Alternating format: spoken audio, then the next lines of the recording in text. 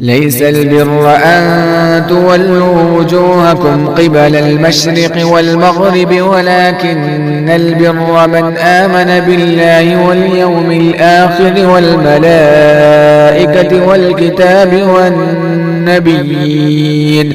وآتى المال على حبه ذوي القربى واليتامى والمساكين وابن السبيل والسائلين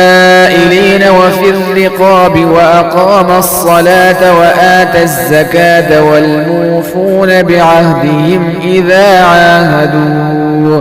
والصابرين في البأساء والضراء وحين البأس أولئك الذين صدقوا وأولئك هم المتقون. يا أيها الذين آمنوا